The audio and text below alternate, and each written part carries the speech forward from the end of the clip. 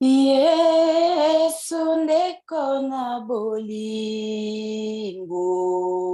yo bolingi ngai mingi yo kufelaki ngai otalisi ngai njela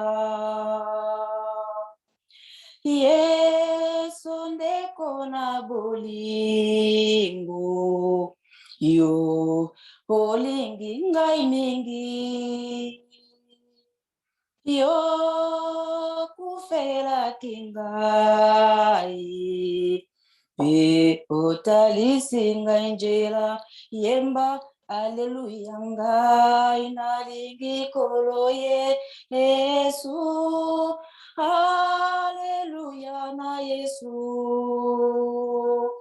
ngai nalingi kolo Yesu Alleluia na Yesu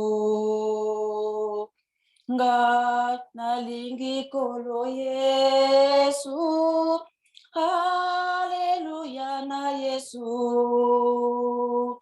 ngai nalingi kolo Yesu Alleluia na Yesu Yesu yo malamu mingi opesaki ngai bomoi kozala pena seko bomoi ekosila te Yesu yo malamu mingi opesaki ngai bomoi ekosala pena seko bomoi ekosila te yemba Alleluia ngai nandimi kolo Yesu Alleluia na Yesu ngai nalingi kolo Yesu Alleluia na Yesu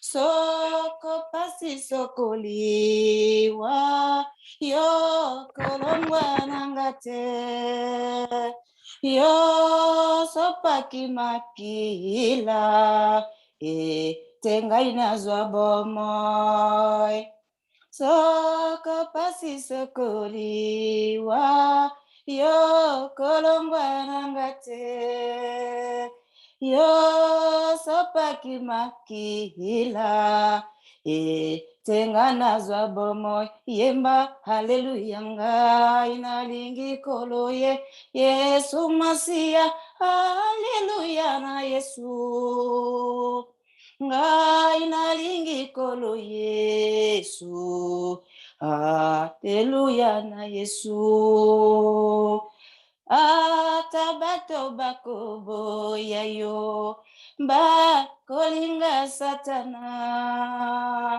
yo olingi bato nyonso koboya mokote ata bato bakoboya yo bakolinga satana yo olingi bato nyonso koboya mokote yemba Alleluia ngai nandimi kolo Yesu Alleluia na Yesu ngai nalingi kolo Yesu Alleluia na Yesu ngai nandimi kolo Yesu Masia Alleluia na Yesu ngai nandimi kolo Yesu Alleluia na Yesu kembo na Nzambe kembo na Yesu kembo na Elinzeza Amen. Kembo na Yesu, kembo na Nzambe, kembo na Elinzenza. Merci, merci les chantres de l'Éternel. Tika ete Emmanuel apambola bino. Bandeko tokomi na tango oyo tokoyamba le roi des rois. Tokoyamba oyo azali lipa ya bomoi. oyo aye kochange forme ya mokili oyo. Papa, bana na yo bazali na nzala, bazali na posa ya kolia bilei oyo memeli biso na pokwa ya lelo. Papa, tika ete liloba epesameli yo na kombo na Yesu Masiya. Amen. Alléluia, alléluia, kembo, kembo na Yesu, kembo na papa na biso, Jésus-Christ de Nazareth, Emmanuel, Dieu vivant, absolu, le Père de l'éternité. Merci maman na biso, maman Chantal, pour nous opesa biso liloba. Oyo, ndamba pesi yo nguya makasi, apesi na bana na yo, bana royaume, le représentant ya royaume, oyo toza lelo na kembo monene na kati ya royaume ya Yesu Kristo Masiya. Merci mingi bapapa bamama ya assemblée na biso mpona bolingo ya monene oyo papa na biso amemeli biso na mabele qui est le trésor oyo ezali temple de la vérité oyo ezali bolingo emonisami na kati na bana na Yesu oyo emonisami nguya ya monene eye na kati na libala na ye pamba te aye na livre d'or aye kokokisa volonté ya Nzambe Nzambe pa aza pe mutu aza personne Nzambe aza pe mutu mende aza esprit biso toza bato tozali bato na mosoni me ye azali mutu na esprit aza esprit mpe lokola ye nde asalaka lokola ye asalaka ye nde aza mokokisami elingi koloba mokokisami elingi koloba ke azali nyonso na mokili azali nyonso na mokili Emmanuel oyo elobamaki na tango ya kala Emmanuel akoya mpona akokisa nguya ya Nzambe tokosambela topambola Nzambe na biso topesa matondo topesa bolingo po aza verite aza Emmanuel aza mwinda aza moi azali pe sanza azali nyonso na mokili. Merci Seigneur Père de l'éternité. Nous venons encore parce que nous sommes toujours de toi. Nous vivons encore parce que nous sommes tes témoins. Tu nous as choisis depuis le commencement de la vie. Il n'y a que toi qui es le suprême de la justice, la vérité d'amour que tu nous as implanté sur la terre des vivants. Aujourd'hui, nous commençons à récolter les semences de la vérité. Nous commençons à récolter la parole de la vérité. Nous commençons à récolter, à vivre dans l'amour de l'Éternel, car Dieu est vérité, Dieu est véritable, éternel. Nous nous agenouillons tous, Seigneur, devant toi, qui devient notre loi fondamentale dans le royaume de David.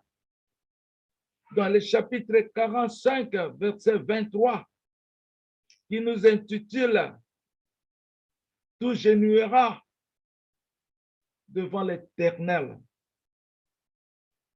et toute langue jurera devant lui, car il est l'absolu puissant du monde, à qui nous donnons toute notre confiance, toute notre personnalité, par l'amour, par sa sincérité, par sa vérité, par sa justice, qui sont venus ensemble pour nous configurer dans l'esprit de l'éternité. Pas dans l'humanité, mais dans l'esprit de l'éternité. Pas comme un homme, comme esprit. Car Dieu nous a parlé. Nzambe nabo moi be nanzoto. Il a configuré son représentant sur la terre de vivant, afin qu'il vit en lui et lui vit en lui. Et il vit en nous aussi à travers c'est lui qui est venu d'être configuré au nom de Jésus, au nom du Père, du Fils et du Saint-Esprit. Un nom mystère, un nom grand, un nom qui est au-dessus de tous les noms, au nom du Père, du Fils et du Saint-Esprit. La Matrimine 3, qui est venu construire un millénium, un nouveau monde. Les miracles commencent à se manifester maintenant. Pas les miracles qu'on dise, les miracles que les gens cherchent, mais un changement mondial, un changement par la vérité de la parole, un changement par l'amour de l'Éternel, j'irai. Kembo na Nzambe, Kembo na Emmanuel, au nom du Père, du Fils et du Saint-Esprit. Nous t'implorons cette grandeur de ta bonté, papa. Nous t'implorons la grandeur de ton amour. Nous t'implorons la grandeur de ta justice, car tu es juste. Tu as parlé et ça s'accomplisse aujourd'hui. C'est la justice de l'Éternel. Au nom de Jésus-Christ, Emmanuel, Dieu vivant, Kembona Nzambe, Kembona Yesu, Kembona Hosanna, Jésus-Christ de Nazareth. Nous nous confions en toi. Nous nous confions en toi maintenant, afin que ton amour nous parvienne avec sincérité. Vivre l'amour de Jésus sur la terre des vivants. Car nous dépendons de toi, papa. Car le monde commence à voir la parole de la divinité. Ce n'est pas nous, mais c'est toi, par la parole de la divinité, qui nous conduisent maintenant par la destinée que tu nous as implantée. Je suis venu sur Emmanuel de planter une autorité. Cette autorité qui est la promesse, qui est la garantie, qui est la justice de l'Éternel, qui est l'amour, qui est les cadeaux, les trésors, la récompense à son peuple. Ces trésors nous est parvenu en bonne de l'amour de Jésus-Christ de Nazareth. Nous te remercions et nous continuerons toujours à te célébrer, à célébrer ton amour, papa, à célébrer tes bienfaits, ta bienveillance, à célébrer ton existence qui est Dieu, qui existe au nom de celui qui est Emmanuel. Les rejetons est venu sur la terre qu'il a fait. Toutes choses qu'il a fait par lui. Sans Holy Spirit, Saint-Esprit, 113, nous te disons aujourd'hui, tu es notre amour. Nous ne lâcherons jamais de toi, car le monde voit maintenant ton existence est parfaite. Ton règne est parfaite et véritable règne de Dieu sur la terre. Au nom de Jésus-Christ, que nous implorons le nom de Jésus-Christ, que nous implorons Emmanuel sur la terre des vivants, car nul est comparable à Emmanuel. Personne. Nul n'est comparable à Emmanuel. Personne. Personne. Emmanuel que nous parlons, les autres pensent que c'était un Emmanuel qu'on a donné seulement le nom comme ça. Emmanuel qu'on appelle Emmanuel. Mais non. Emmanuel, Dieu avec nous. Emmanuel qui est l'existence du monde. Emmanuel qui a fait toutes choses. Sans lui, ni n'a été fait. Emmanuel, que Dieu maintenant vient à Emmanuel, au nom d'Emmanuel, pour accomplir la vérité de la parole. Au nom de Jésus-Christ. Emmanuel, Dieu vivant. Papa, tu es le trône, tu es la coupe, tu es tout pour nous. On ne manque rien maintenant, car tu nous avais dit, na bandi kotala bizaleli na bino sikoyo, ozomona bizaleli na biso ndenge ezoleka. Tu nous conseilles par le chapitre de Psaume 32, verset 8. Tu nous instruis, tu nous conseilles, tu mets ton regard à nous, afin que nous deviendrons le fils et le fils de Dieu, afin que nous arrivons à notre destinée dans l'éternité de l'Éternel, le Père de l'éternité, Jésus-Christ de Nazareth, au nom du Père, du Fils et du Saint-Esprit, par la puissance de la croix, par l'autorité suprême de la croix, que nous aimons beaucoup, nous t'aimons beaucoup, Seigneur, que nous soyons toujours tes enfants.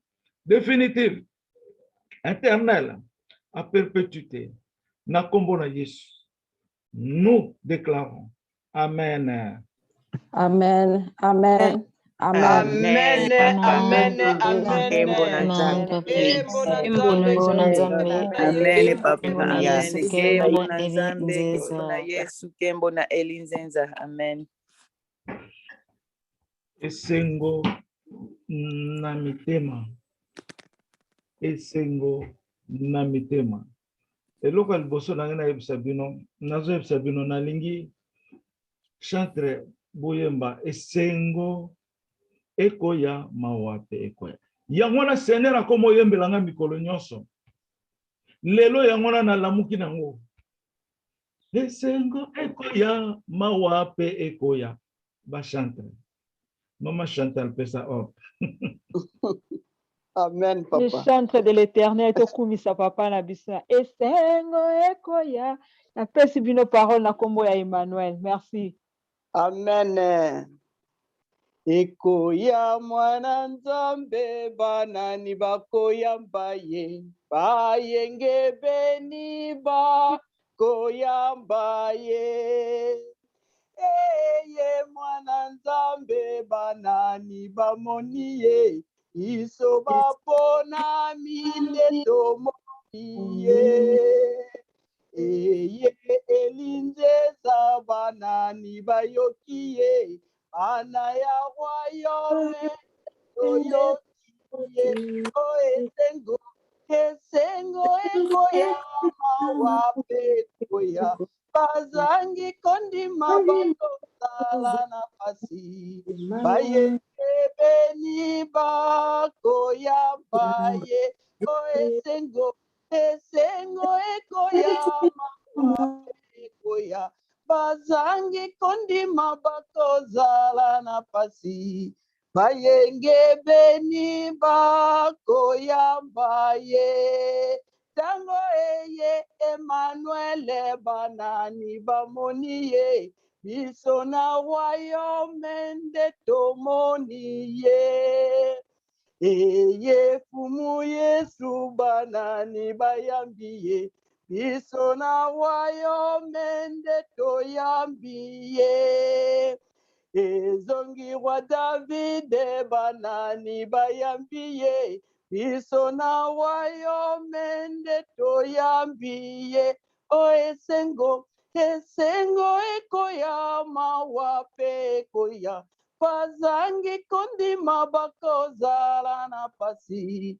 Bayenge beninde basepeli. O esengo, esengo ekoya mawape ekoya. Bazangi kondima bakozala na pasi. Bayenge beni bakomona ye. Kembo na Yesu, kembo na Nzambe, kembo na Elinzeza, kembo na Ozana. Alléluia. Gloire à Jésus. Merci, merci, maman Esther. Papa, nazongiseli yo liloba na kombo ya Emmanuel. Merci, papa. Amen, amen, mama toyambi yango. Nakanisi toyoki ndenge nzembo yembami. En tout cas, tozala na esengo. Kemawa ekomela biso te. Tosambela mingi. Tosambela mingi. Nzamba aza kwa alerte kaka. Aza kwa alerte. Bana nanga, bozala prudent. Bana nanga, bozala prudent. Mukolo wana. ekozonga nsima te. Mokolo wana ntango ekoka ekozala alliance ya Nzambe ekokisami. Bana na ngai, peuple na ngai, bozala toujours na kofongola miso na bino spirituel, na matoi na bino spirituel, na mitema spirituel, po torate te, po ntango ekomi pembeni, po nazoyemba nzembo yango presque chaque jour. Soki nabimi kaka na chambre yango na ebanda oloba na motema na ngai, Emmanuel azoyemba yango. Yango nomoni ke tokoti na moment moko, tokoti na moment oyo eza moment ya turbulence. Se na yebisaki bino déjà plus de 3 fois que mokili ezoningana, banzoto mpe ekoningana. Eza lokola tempête, makambo mpe ekoningana. Mopepe eza koannoncer, le vent va annoncer, s'annoncer. Tolobiango peut-être 3 ans passés, le vent va s'annoncer. Mopepe ekopesa sango. Tozo monango lelo, mopepe zo pesa sango. Tozo vivre yango. Pour ne pas aller trop loin, tozo na temps facteur ya révélation na biso. Mingai na musuni na kati ye Nzambe na ngaka mingi nazo place ya mwana kaka pour dire la vérité, parce que faut komi kitisa mingi pour que mwa Nzambe monisama. Nzambe zo glorifier mwana pa zo glorifier papa na ye. Na ngaka mingi ezala ke na mimonisama na za mwana na mimonisama teke nazali soki ndenge yango no moni mama mbombo ayebie loko wana bien lelo ko yebisa bino. Akoyebisa biso. Mama mbombo ayebi yango bien na témoignage na ye soki ya lobi na kotinda d'ailleurs ko tokolanda. Donc ayebi bien po na pasi nde tozwaka délivrance pe nde toyebaka Nzambe malamu na tango ya biyenga te. Non, na tango ya pasi lokola Job, lokola Yesu Masia, na pasi ya meurtrissure na ye. Osomona nde yango wana tokende mingi te nakanisi na se na yebisi bino message ezalaki ya ndeko na biso mais concerné biso na royaume. Totia kaka Emmanuel abotemi sika na kati na biso. Eza na bana na nga misusu bazopesa biso sango ya Emmanuel. Ah te, c'est merveilleux. Soko yoki ndenge Emmanuel azobotama na kati ya bana Nzambe. Ah non, faut en sengo. Emmanuel dit avec nous, bande ko nga to jouer te. Tokomona ngo lokola liseki. Tokomona ngo loko pamba. Naso ebisa bino. Ngai na vina nga na lingaka kokosa te. Eza ennemi na nga kokosa. J'aime beaucoup parler la vérité. Ata soko ko yinanga. Ata soko ko boya ngai. Boya. Mais j'aime beaucoup parler la vérité. Mais vérité est blessaka batu. Vérité est ningisaka mitema ya batu. Pour sa vérité. Osomona nakanisi na pemi wana tokopesa liloba epa ya famille na biso. Papa Bikobi akoloba après maman na biso témoignage na ye. Bon, micro ya royaume eza liboso na bino bana Nzambe.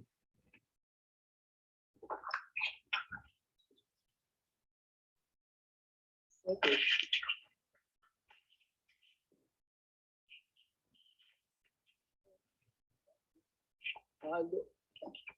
Allô, oui.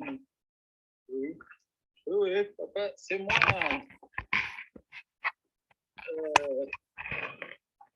Le mari de sœur Bombo Berthe Mekobi. D'abord, je remercie le Royaume Nyonso pour la prière na mabondeli oyo Nzambe moko azoteya. Mais awa nazali na kati nazosala thérapie nazali na nzela. Alors nazali na ndako te mais tozolanda kaka liloba.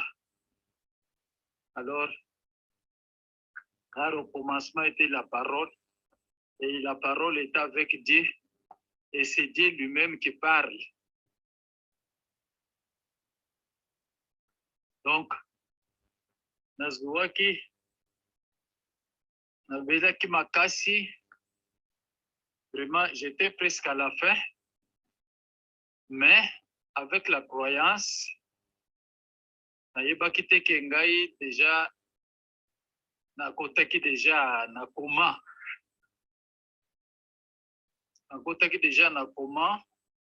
nabandaki kovivre na mopepe kaka ya baappareil médical. Alors tango sœur Berthe Bobo azoswana na bamédecin oyo balobi soki tolongoli kaka baappareil oyo akozala te.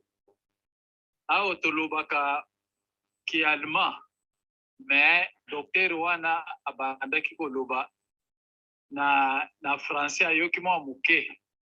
Alors sœur Mbombo a répondre yeke ata olongoli baappareil na yo mobali na ngai akovivre,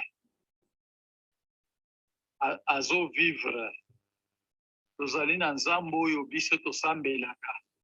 Longola ta tout de suite là-bas appareil na yo, mais okomona ke lobi mobali na ngai azosolola, azoloba. Wana nga nayebaki te basœur bafrère.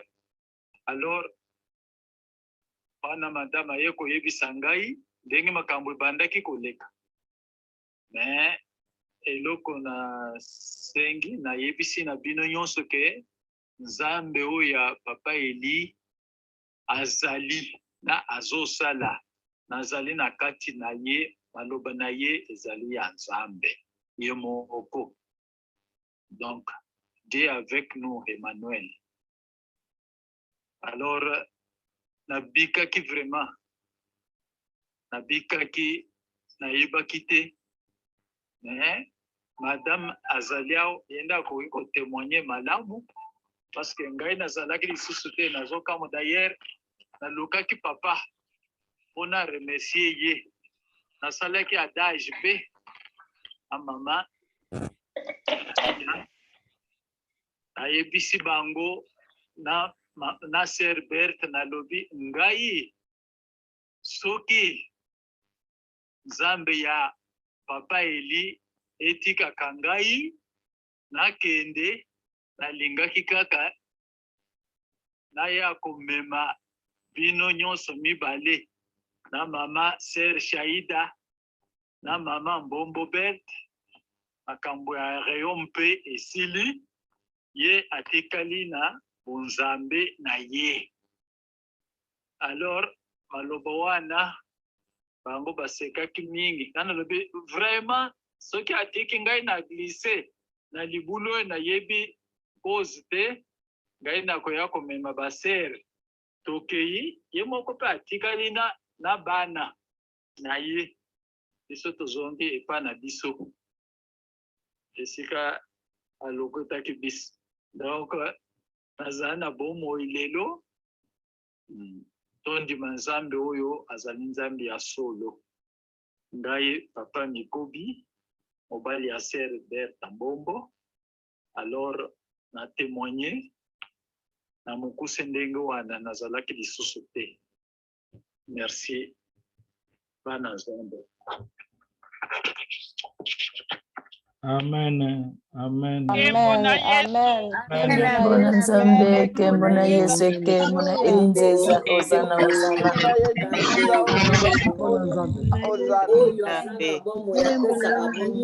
Anna, alléluia. Amen, amen. Hosanna, Hosanna. Merci papa Bikobi, merci beaucoup, merci. Omonaka na ndenge ozoloba ezolakisaka koza na état de convalescence.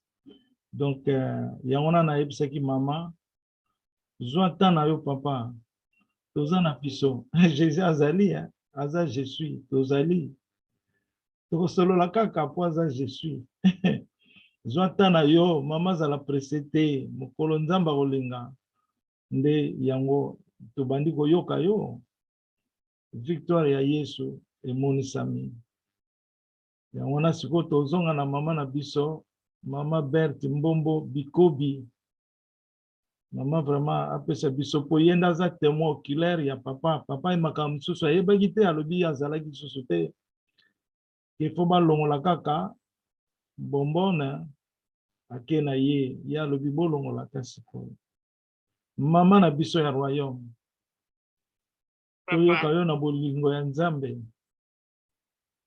Merci papa mpona kopesa ngai liloba nasepeli mingi napesi mbote na bana ya royaume nyonso nalingi na témoigner oyo ekomelaki ngai oyo ekomelaki mobali na ngai parce que ye ayebaki lisusu te oyo ye alobi eza oyo nakomaki koyebisa ye ezalaki un certain samedi le 22 mai ya année oyo abandi kobela eyaki ka brusquement kaka mbala moko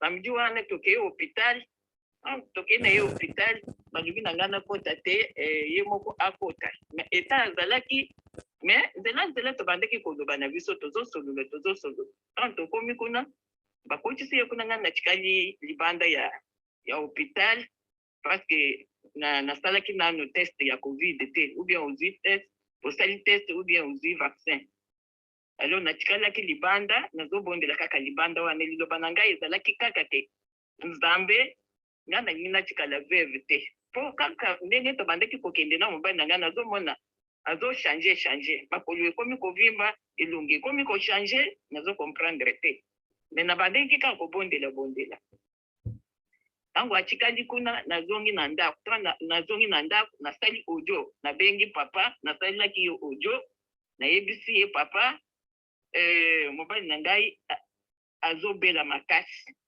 na minute oyo nauti kobenga docteur alobi aza deja na koma ngai koma wana na ndimi yango te ngai liwa wana na ndimi yango te nakotikala veve te na boyango nayebi ke la mort est certaine mais mpo na liwa oyo en tout cas onga nakanaki te mobali na ngai akokufa te na boyango yo moko ozali Nzambe mobali na ngai abika papa alobaki fukama tobondela nazalaki deja ya kofukama ntango nabandaki koyebisa ye nazalaki deja ya kofukama mpo nabandaki kobondela alors abondelaki ntango abondeli ayebisi ngai eloko moko ke azali na kati ya ndako moko bakangi ye aza innocent me nazomona molili moko balingi basala ye kaka mabe me tokobondela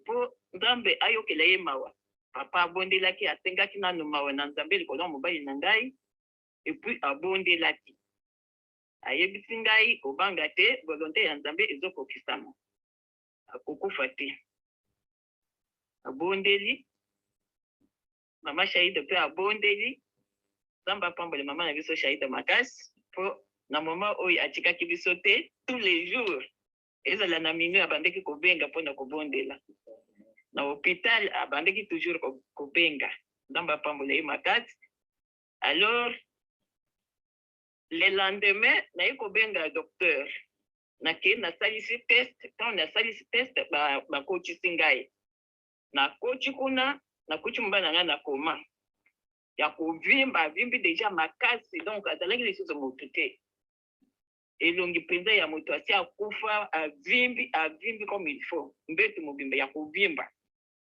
nabangaki te nalobaki yo liwa longwa na nzoto oyo oza na droit te ya kofanda na kati ya nzoto oyo nabondeli na chasse molimo ya liwa na chasse maladi nabimisi ye bisika azalaki nalobi na ye ke yo ozolamuka mpo basi babondelaki mpo na yo okotikala awa te soki ngai nazongi na ndako nazongi na yo mbala moko yo okotikala awa te nabondelaki badokteur baye makelele wana lokola bayokaki balobi mosusu wana aye alobi c'est fini parce que ayokaki quand même ndenge na bandaki kobondela na français, alors ye alandaki aye bayaki 4 balobi c'est fini okoki kobima. Ntango nazobima nalobi mobali na ngai nazobima na yo kotikala ote nazobima na yo tozozonga na yo na ndako mpo nayebi ke liwa ezali awa te. Nazongi ndako malgré tout ça kimia ezalaki te, nazobondela papa mpe azolandela azobenga azolandela mpe azwaki mpe sujet apesi bana ya royaume mpo bobondela mpo na sujet oyo ya mobali na ngai. Bobondelaki nde boyoki lelo mobali na ngai atémoigné. Alors nzambe apesa bino napesi bino merci mingi bana royaume nyonso papa na biso mama Shaida napesi bino merci mingi. Napesi bino merci lelo mobali na ngai aza vivant naboyaki liwa wana. Alors eza makambo mosusu même soki eza volonté ya nzambe ere moko ifo toboyaka naboyaki nalobaki liwa oyo naboya yango nakotikala veve te nakoloba nini na mboka oyo. Amen. Amen. Amen. Amen. Merci bana royaume napesi bino merci mingi. Merci. Amen. Kembo Amen. na Kembo na Yesu. Merci Emmanuel. Kembo na Emmanuel. Elinzeza. Amen. Amen. Kembo na oyo aza na bomoi na mabele. Amen. Alléluia. Alléluia. Omoni Alléluia. Amen. omoni Jésus alobaki par la foi bokoki kosala makambo nga nasala te. Apermetaki biso. Jésus ayaki kolakisa biso ke nzambe asala mutu na haut niveau. Mais mutu alingi azala na ye haut niveau te. Po nzambe asali mutu na forme na ye. Na volonté te. Nzambe alobi nasali mutu. Pas à ma volonté, mais à ma forme. Et à haut niveau. Nasali mutu po mutu a servir ngai. Pe na image ya mutu. Toza pe banzambe. Maman na biso ye wana témoigné. Commande. Elle a déclaré. Bikambo na yebisaka bino l'air nyonso faut déclarer. Quelque chose qui ne marche pas. Commencez à déclarer Jésus-Christ est avec vous. Méditez, concentrez-vous, sachez bien que Jésus-Christ est avec vous. Ce que les Kambozali, Fukama, Sambela, Nyazali wana. Mama tangazo Sambela batubaza wana ti. Seul. Parce que Emmanuel a boté mena kati na biso, azana ye. Amen. Ngai nazola kisabino kaka nzela, dit la vérité. Ndenge pe papa na biso Jésus-Christ alakisa ki nzela. Mais nous sommes capables de faire tout ce que nous voulons. Amen. Nayebisaki mama mikobi tango zo remercier nga mama. Eza biso kaka te. Yonde ozali objectif ya liboso. Nakobika ya papa. Po yonde za témoin clair. Osali effort na pesi comme message pas ya frère nanga papa bikobi. Papa, tu as une femme merveilleuse. Na oye biso lelo. Tu as une femme merveilleuse. Oyo yo na vie na yo ndimaki te okanisaki pe te. Mais nzamba alingaka yo mingi pe papa. Nzamba teli pe motema na yo. Yango na tango tokoma na ba situation ya boye. Nzambe akotala yo ndenge atalaki Ezekiel kanisa nga ndenge nazalaki na yo.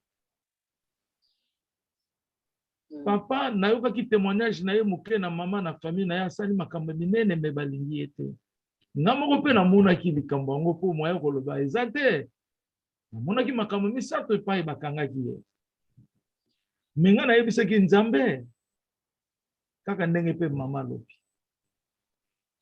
Ozomona na mokuse tokosambela soki mama silisi témoignage na ye oyo wana pesa nga audio. Nde na osambela po na famille wana. C'est une famille merveilleuse. Oyo foi. Oh Jésus alobaki nanga, j'ai enduré ma foi. J'ai enduré ma foi. Mutu amiyebaki lisusu te kaza mutu.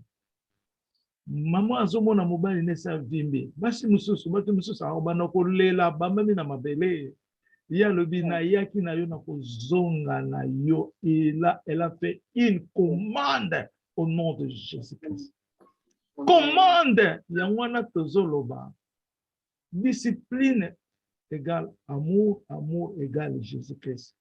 Discipline ya mama wana o tozoyoka sikoyo. Eza nini? Eza connaissance oyo yazwi na royaume.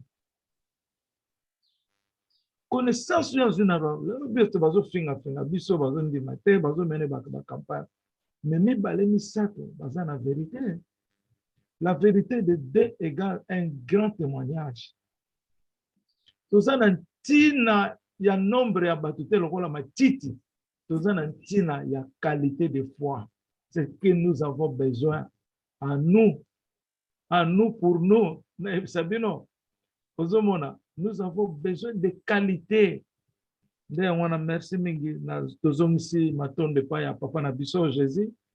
Sikoyo mama a expliqué biso susu révélation na ye o ya zwaki na tango azaku kolanda ngai bon nzambe pa témoignaki ye pona mission oyo tozana ngo ya prophète Elinzeza.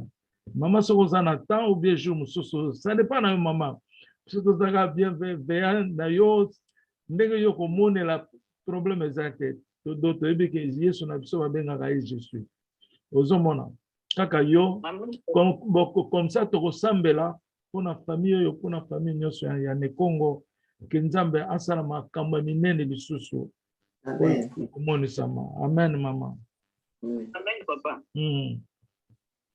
Moko eza nango mokuse na koki kaka koloba eza penza molai te. C'était en 2018 tango tobandi kolanda yo parce que moto adécouvraki yo na internet ezalaki mobile na ngai nda amonaki yo na YouTube. Alors nde tobandi kolanda yo tozolanda mokolo mosusu nasali naloti ndoto ozozonga Congo. Tango ozozonga Congo bato baye koyamba yo ebele nano namona bato ya ndenge wana te. Basimbi baramo ti baramo esili na bapalmier. Ti baramo esili na bapalmier eza lisusu te tellement ke bato bazalaki ebele mutu nyonso azoluka kaka azala na ramo. Baramo ezalaki lisusu te. Sikoyo nakomi komona bato bazokata ba étape ya banzete oyo ezalaka na mwa makasa po bango mpe banyigisaka ndenge bamosusu mpe babandaki konyingisa baramo. Bato bazokata sikoyo ba étape ya banzete bazokata ote oyo ezalaka na mwa makasa wana po banyigisaka. Sikoyo eloko elekelaki nga na ndoto wana eza nini papa? Na ndako soki bozali ebele soit 5 personnes 10 personnes moyen bato babimela na porte moko ezalaki te. Parce que mutu nyonso azalaki kaka na posa ke ayeba nani wana bazoyamba. Alors na bandeki komona na révélation wana bato bazowelela porte moko mais bazokoka te. Mais naye komona ke mur mpe ekomi kopasuka ezosala porte bato babimeli wana. Mur ya ndako ezopasuka bato mosusu babimeli wana. Soki boza 5 boza 10 bamosusu babimeli na mur esika mur epasuki esali pe porte wana. Elekelaki ngai ngai koma mur ezopasuka esali déjà porte po bato babimelaka. Bato bazobima akei moko nano namona akei wana te na monde oyo. Maputa batandi bato bazoyemba esengo moye ezalaki te. Nabimi na ndoto. Nabimi na ndoto wana nayebisi mobali na ngai mbala moko tala papa oyo tolandaka na YouTube tala ndenge naloti. Alobi koma yo oya kolota ye ngai te tolandaka ye me tala ndenge bayambi ye. Tala ndenge bayambi ye nayebi te akei ya boye. Ndenge bayambaka Jésus Christ période wana ya mandalala bon. Période wana ya baramo. Donc ndenge bayambaka Jésus Christ ndenge akotaki na Jérusalem. Alors ndenge namoni papa bayambi ye makasi. Bon, il y a zolo bakaza Jésus peut-être ezaka ndenge wana.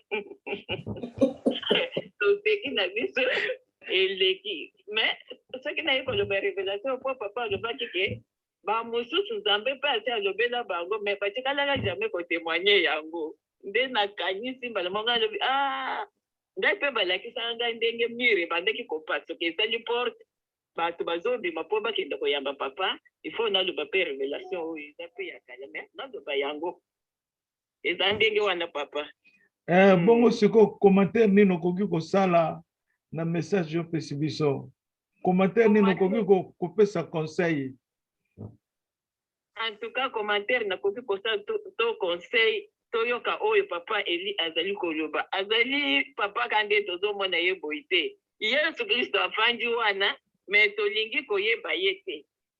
Po ye alobaki akoya lokola moyibi ye wana aza wana kati na biso me tolingi koyeba ye te. Na baoyo balobi ke baza baprofete ya minene bayebi ye te. Basali ya nzambe ya minene oyo balobi ke bango baza basali ya nzambe ya minene bayebi ye te. Biso oyo tozwi libaku bana royaume tokangama na Yesu Kristo aza na biso elongo. Aza na biso elongo. Afongoli biso miso. Azoloba mpe monoko na biso. Azoloba mpe monoko oyo moto nyonso azoyoka lingala mpe na Congo. Israel eza na Congo. Sikoyo Nzambe na biso azoloba na monoko na biso moko moto nyonso ayoka. Na lopoto pe azoloba me monoko na biso oyo biso moko tozolanda toyebi yango bien azoloba yango. Quelle gloire! Alors tokangama na Yesu aza wana. Yesu aza na kati ya papa Eli. Papa Eli aza wana yende Yesu wana aye na mokili ye wana. Tokangama na ye. Bawo bakolinga. Amen, amen, amen. Amen. Matia kutu tangu azalaki na mokili. Amen, amen. Papa. Merci papa. Amen, amen, mama na biso. Royaume ekoti susu forme mususu lelo. Kembo na Yesu. Kembo na Nzambe. Kembo na Kembo, haleluya. Kembo na Emmanuel. Kembo na Emmanuel. Hallelujah. Amen. Esengo ya tro, esengo ya tro. Amen. Esengo na mitema. Amen. Amen. Alléluia, alléluia. En tout cas, ngala sana mingi te na kokoloba biso toza ba témoin toyoki ndenge papa kute loko nana yoka te eloko papa loba nana yoki yango te lobi pe azoloba monoko na biso. Me toza kaka matoi mangongi. Pe azoloba monoko biso tolobaka. Amen. Eza mawatro.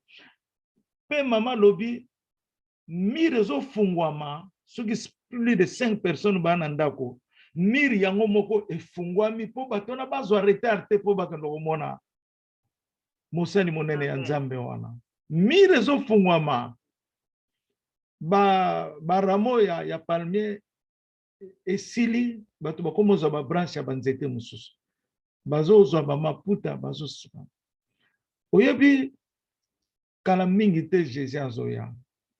Amen. Kala mingi te akomonisama. Amen. Akomonisama kaka na mwana na ye oyo azoloba. Kala mingi te. Mukolo wana ya wana bisengo ekoya mawa tena. Papa na biso Bikobi, mama Bikobi, Bert, Mbombo. Asa tonde sengo. Esengo bozoka ndenga zolobela te esengo na mitema. Mais ba misusu bakolela, ils vont pleurer. Mais ngai vraiment ndenge mama Ariette kangwa monaki nazana mawa pona ngaka bino mingi. Nalingi ata moko te arate. Je peux prendre 5 heures du temps na solo na yo pona comprendre to minimiser nga nengo ningo minimiser. Ngana osamusana na ngai. Nalingi comprendre qui est Jésus-Christ de Nazareth. Oya asali likolo na mabele atie biso nyonso souffle. Il faut tobanga ye mingi. Omoni epai bayebaka bana ya Nzambe eza na bepreuve oyo toyuti oyoka lelo. Eza na bepreuve oyo toyuti koyoka lelo.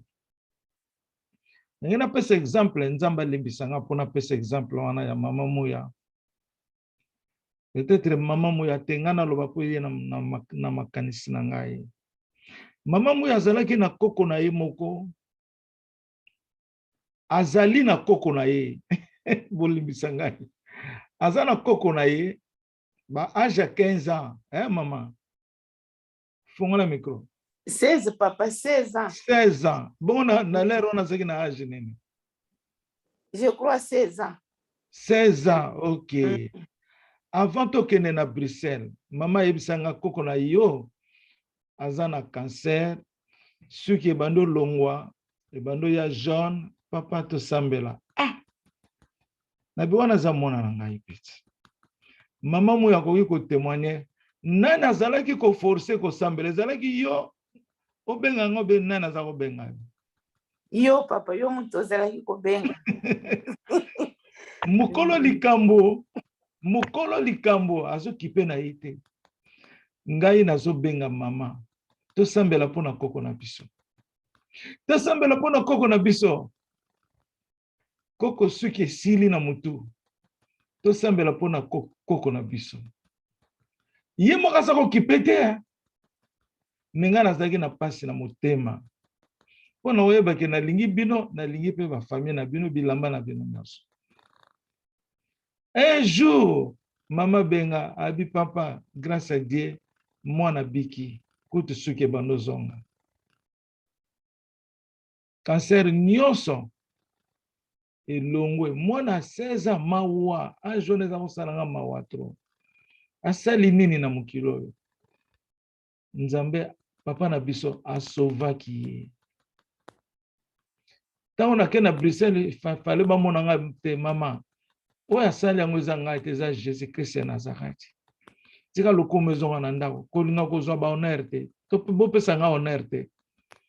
Na boyaki. Kaka bi balambela yo. Ngabi balambeza problème te. Mais to pesa honneur na Yesu Masia. Yango na ngai na ye na mokili pona Jésus Christ ya Nazareth. Je suis venu pour lui servir. Amen. Likambo yo mama kuta zo kipe na ete me Nzambe atiaki yango bolingo. Yango na bolingo Nzambe eleki oyo. Yango na moni mama bikobi wana pesi témoignage na ye ya solo vraiment Nzambe autikalaka Nzambe. To tchaka ba problème na biso te liboso po mukolo likambo ko ya de place to komona bienveillance na biso na miso Nzambe. Et ko témoigner biso na miso Nzambe po ezalaka procès na kati ya parquet ya Nzambe tango komi na problème mama bandiko samba na ba juge ya Nzambe mama sali défense foi na ye a déclaré mbala boni na koyebisaka bino fo bo déclarer ayoki enseignement ndenge nga na ye na mobali na nga ndenge na kozonga na ye. Lelo oyo ekomi libala ya sika koleko ezalaki liboso. Un mariage nouveau. Amen, papa. Ekomi libala ya sika. Soki ezalaki ba makambo ya COVID te, ngai na kozwa bien na nga na kati na ke kotala bango. Na lali pe na ndako na bango. Amen, Amen. Mumbama na yo papa. Sali deja na ndako. Kati na bino, nazana kati na bino. Atana musili donc na yete, mais nazana kati na bino, nazala kala bino déjà. Oza déjà papa. Amen. Oza déjà. Bon, avant la song c'est pas ya maman Chantal parce que comme fin to ressemble na nous toujours remercier Jésus-Christ de Nazareth. Bisote batuto sali. Yende muto asali. Toza d'accord? Jésus-Christ est Amen, amen, papa. Alléluia. Tokopesa ye merci tofukama. Tokopesa ye lokumu tofukama. Tosambela. Fotozongisa matondo epai ya papa na biso oyo asali na kati ya royaume. Energie ya mama na biso mama Mbombo. Mama Mbombo atambolaki na humilité, atambolaka na kobanga Nzambe, atambolaka na kotosa Nzambe. Pe mama Mbombo andiraki foi na ye. Ezali foi na ye nde esali ke papa na biso lelo oyo Nzambe amona ye. Ezali foi ya mama na biso. Na yango wana bandeko na ngai. Papa aza kosenga ntango nyonso tu andire foi na biso. Tokitisa boyambi na biso te. Tozala toujours persévérant, déterminé. Pe ntango nyonso tu toyika mpiko na baprière. Tolongola baproblème na biso. Totala kaka Nzambe. Tomipesa kaka epai na ye moko oyo azali le roi des rois. Oyo azali bolingo. Oyo azali Yesu Masiya. Yango wana bandeko na ngai toyeba kaka kotambola na nzela ya sanctification. Toyeba kobanga Nzambe. Tofungolela ye motema. Po ete ye akovanda kati na biso. Na yango kana nalinga nabakisa. Toandire bafoi na biso. Na kombo na Yesu Masiya bandeko. Tokopema bongo na mokolo ya lelo. Tokutani dimanche na 19h na heure de Paris. Tika ete Molimo Mosantu Emmanuel David Elinzenza abatela biso na mabota na biso. Partout tokozala esika nyonso tokotambolaka. Loboko na ezala likolo na biso. Lisu na ezala amona biso tango nyonso tu. Amen. Amen. Amen. Mama. Kembo na Yesu, kembo na Yesu. Hosana, hosana, hosana. Emmanuel. Hosana. Hallelujah. Amen. Papa mafuta benga ngai. Nakati. Oui, papa. Ah, boto kati siko. Okay, bye yo. Bye yo. Bye, papa. Bye, papa. Bye.